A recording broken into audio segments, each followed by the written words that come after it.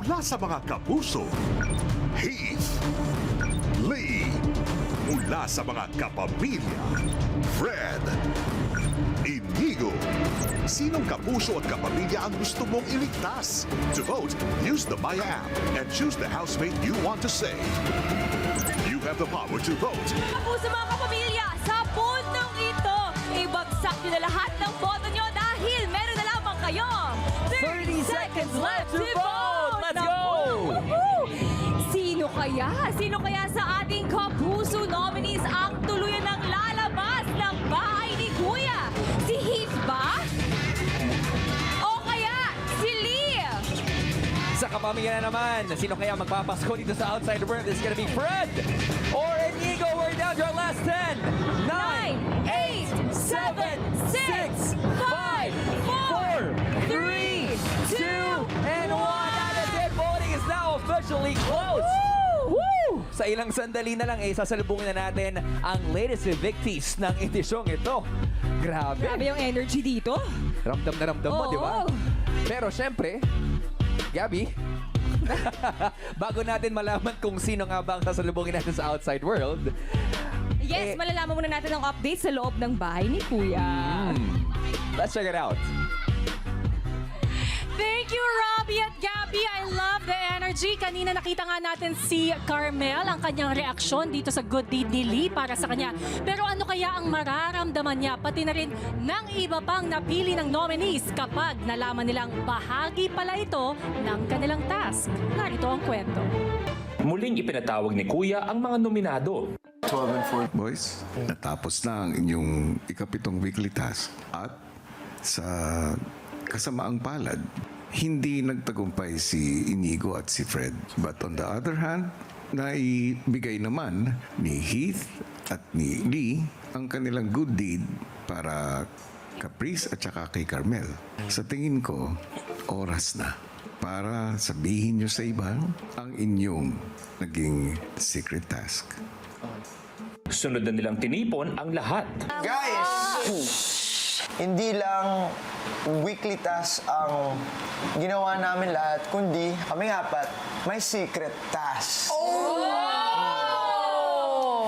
Kailangan namin maging successful sa pagpasa ng 8th present, 10th present, 12th present, and the 14th present. So kami ni Hit, natagumpayan namin yung secret task namin. Mamimili kami ng housemate to do a good deed for them. Ang napili kong housemate ay si Carmel. Talagang na-appreciate ko po yun, Kuya. Kasi sa dinami-dami din po, Kuya, ng mga housemates dito, Kuya. Ako po yung napili niyang para paggawa ng ganong klaseng actions niya po, Kuya. Sa akin naman, ang good deed na gusto kong gawin is make pancakes for Caprice. And hindi lang dahil para sa special task, is kasi din na napapansin ko rin na si Caprice lang yung housemate na hindi ko gaano nakakausap palagi. I don't know why. Pero, so I guess making the pancakes and giving her a pancake is opportunity din na malapitan ko siya and kausapin siya. Ganun. So, hope you enjoy the pancake. May not be the best, pero it's for you. Yun lang.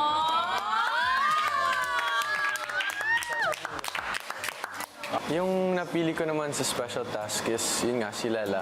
Inisip ko yung best way is ipagluto ka ng isang tinola na may gata. Para lang mabigay sa'yo yung comfort na binibigay sa'yo ng pamilya mo through food. Fred, take it away! Fred, take it away! Yung good deed ko is for Princess.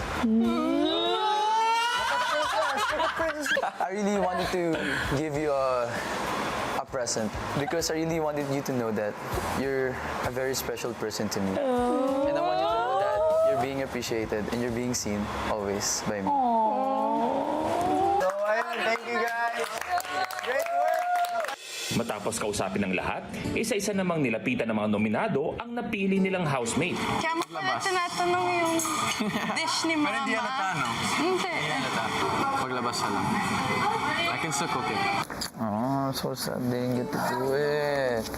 I was supposed to cut out little hearts too in the box, spray my perfume in there, then write some things there. Write a Wow. long letter. Bro, imposible naman talaga na mangyayari yun. 14 ba naman pinili mo? My dearest princess. Bakit ako? But ikaw, honestly, you were the first person in mind na pumasok sa akin. Why? Yun nga, I mean, you're a hardworking girl, you're a hardworking housemate. I see you trying your best, I see your efforts, and parang it's time for you na ma-awardan. And I hope you're happy with the super little action that I did. I'm really happy. I'm definitely gonna be cheering for you once, if I'm outside. No. I'm gonna be cheering for you. Thank you so much for your... I hope you're happy with the good deal. I appreciate that. I appreciate that. Samantala si Heath, Ano yun? Ano yun? Ano yun? Why I did it kasi hindi lang sa special tasks kasi din kaya kita pinili. So, meron akong chance na makausap ko din. Kasi, di ba sometimes we barely talk dito. Hi, hello lang. So, ayun. I guess the pancakes would help break the wall kung meron na. Thank you. How do you like the pancakes? Good naman. Lahat sila nagustuhan and ako din. Lalo na Ayos pag ba? may chocolate chips. Gusto mo yun? Yeah. Mahilig ka sa pancakes? Oo, pag sa bahay, usually yung mga pancakes yung isa sa niluluto ko pag sa house. That moment po, kuya, parang wala po akong alam na sabihin. Very, very nervous, kuya. Nung nalaman ko yung gagawin, inassume ko na lang na gusto ko yan caprice ng pancakes. Kasi nung nagaluto si Joaquin, napansin ko, you like pancakes. So, ayun yung naisip ko. So, I just made some. So, I hope you enjoyed it naman. Really? Super, super. Thank you. Thank you, Heath. And I feel really embarrassed po, kuya, kasi parang nakita niya po yan. maya-maya, Bruh. Di ako marunong mag one-on-one talk, bro. That's fine. I made it the most awkward thing ever. Bro, just evict me. It's the effort that counts naman na at least you're trying. Baby steps. At kasama ko ngayon ang mga mahal sa buhay ng ating mga nominado. Ang kasama natin, si Ate Cho ni Heath, Mommy Hazel ni Lee, Kuya Than ni Fred, at si Mama Tanya ni Inigo. Magandang gabi sa inyong lahat and good luck po sa inyong mga mahal sa buhay dahil dalawa sa kanila ay makakasama nyo na ngayong gabi. At para malaman kung sino ang unang lalabas ng bahay ni Kuya, Bianca? Your ab. Your ab. It's like 2, 4, 6, 8, 10. 2, 4, 6, 8, 10. Ate Bianca, hello po. Hello, good evening, housemates! Good evening po. Napakaraming nangyari sa linggong ito. First of all, congratulations sa 50% ng weekly budget na makukuha nyo sa darating na linggo. At least meron. Pero syempre maliban dyan, ako may isa akong paalala sa inyong lahat bilang ate ninyo. You are housemates and you should be taking care of each other. Tama? Yes. Kaya naman para sa boys, inaasahan ko na natutunan nyo ang napaka-importanting leksyon na respetuhin at bigyang halaga ang boundaries ng mga kababaihan. Alam nyo na ang dapat at hindi dapat, so honor that. Makakaasa ba kami dito sa outside world that everyone learned this lesson? Opo, Yes po. I'll be watching you. Pero syempre, housemates, alam niyo rin ang mas malalim na dahilan kung bakit ako nandito ngayon. Ngayong gabi ay papangalanan na natin ang dalawang tuluyan ang lalabas ng bahay ni Kuya. At magsisimula ako sa inyo, Kapuso nominees. Kapuso ngayon. Lee, sapat na ba ang pagbabagong nagawa mo dyan sa loob o mas mababago ka ng mga mararanasan mo dito sa outside world? Ikaw naman, Heath, tuluyan ka na nga bang naging bukas sa iyong mga housemates o dito na magsasara ang kabanata ng iyong Pinoy Big Brother journey? Lee at Heath, Hawak ko na ang resulta ng boto ng taong bayan. Step down right here. Makinig ng mabuti dahil ang pangalan na aking babanggitin ay ang unang ligtas ngayong gabi.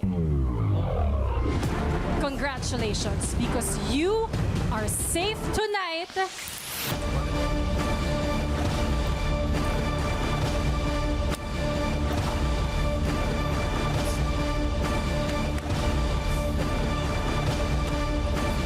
Heath, I'm sorry, Lee. Let's go.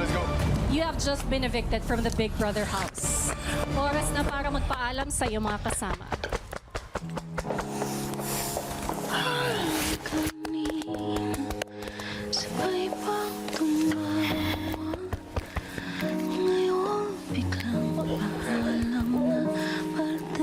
Hey, sorry.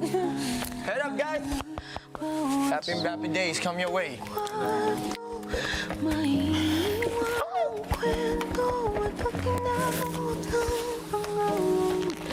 God damn. Love you, brother. So happy. Let's go, guys. Kasalukuyan na ngang nasa loob ng confession room ang kapuso evictee na si Lee. Maya-maya ay makakasama niya na ang kapamilya housemate na lalabas na ngayong gabi. Kung sino siya, alamin natin yan kay Ate B. Ate B?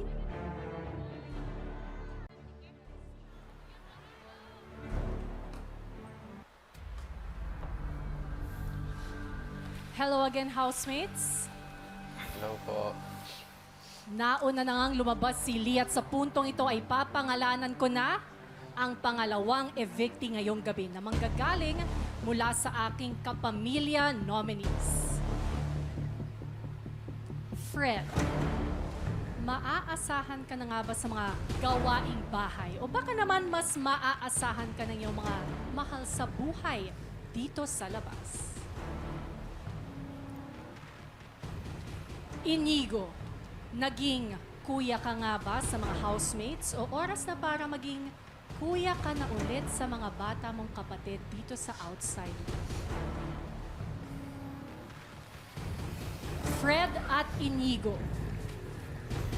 hawak ko na ang resulta ng boto ng taong bayan.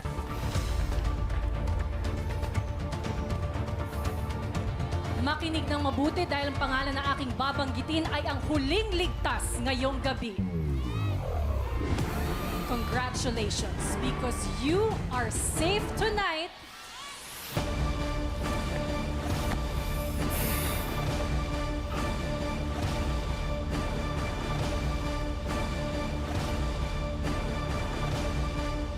Fred, I'm sorry, Inigo. You have just been evicted from the Big Brother house. Oras na para magpaalam sa iyo, mga kasama.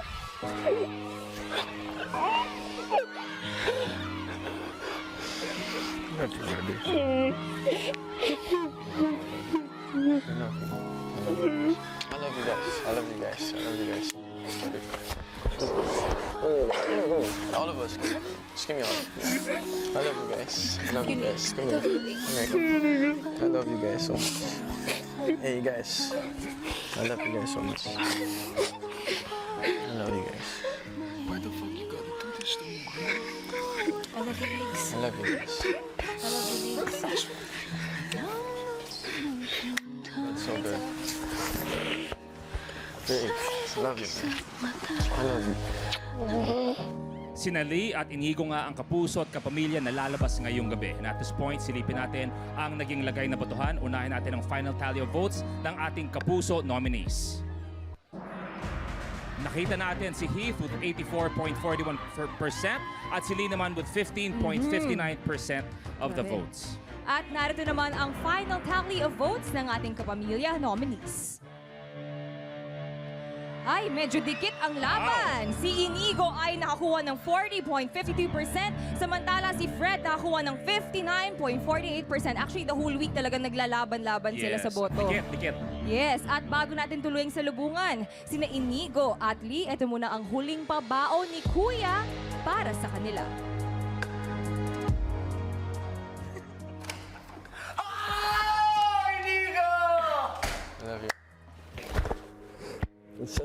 birthday. Yes, sir! First housemate! How do you feel? Are they sad? Were they crying?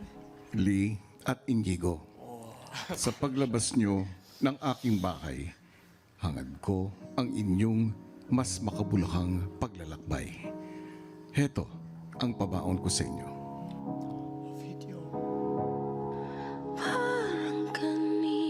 Lee, sa pagdating mo sa aking bahay, ipinakita mo ang larawan ng kabataang Pinoy na puno ng sigla at buhay. Itinakda ng tadhana na matapat ang inyong grupo sa amin. Isa ka man sa pinakabata, ipinakita mo sa iyong mga kasama ang iyong kakayahan. Any objections? No objections?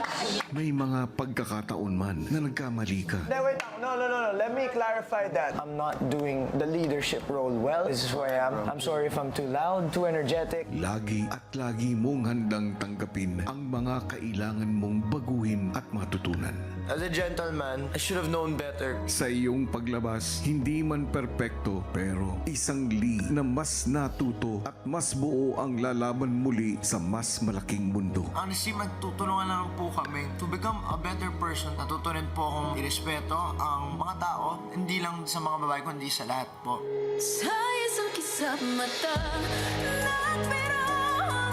Keep learning with an open mind and pure heart. Aking energetic Sun Ambassador ng Cavite, Lee.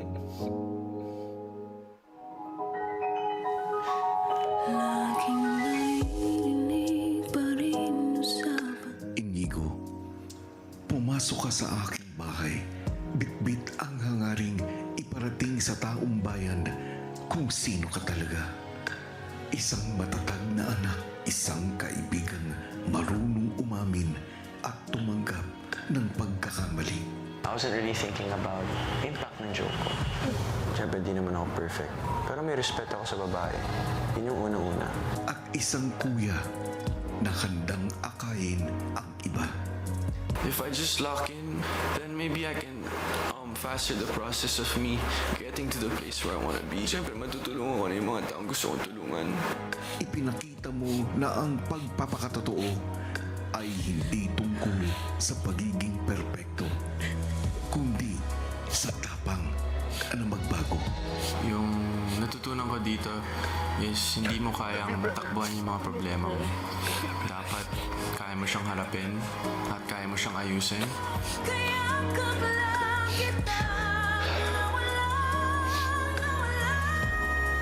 Keep becoming the best version of yourself.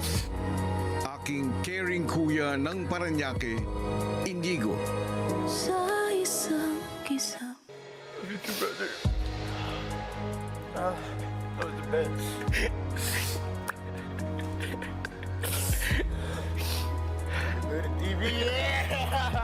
Oras na para salubungin ang latest evictees ng edisyong ito. Mga kapuso at kapamilya, we have... Hello, Lee and Inigo! Welcome back to the outside world. Ang kuya at ang bunso ng ating bahay. I'm sure overwhelmed pa kayo with everything that's happening, pero marami ang nag-aantay sa inyo sa labas. Let's go! You guys ready? Let's go! Okay. Outside world, ang energetic Sun Ambassador ng Cavite na si Lee at ang caring kuya ng Paranaque, Inigo. Welcome back to the outside world. Welcome back, Inigo and Lee. Nakita natin, di ba, naiyak sila sa loob ng confession room. Napakaraming nagmamahal sa inyo dito sa outside world. Just a quick question, boys. Ang dami niyong natutunan sa loob ng bahay ni Kuya. Pero ano yung pinakamalaking pagbabago sa inyo, you think? Para sa akin po yung respeto. Kahit anong henerasyon man yan, respeto po talaga. Kaya maraming salamat, ate. Lahat, maraming salamat po. Thank you, Inigo.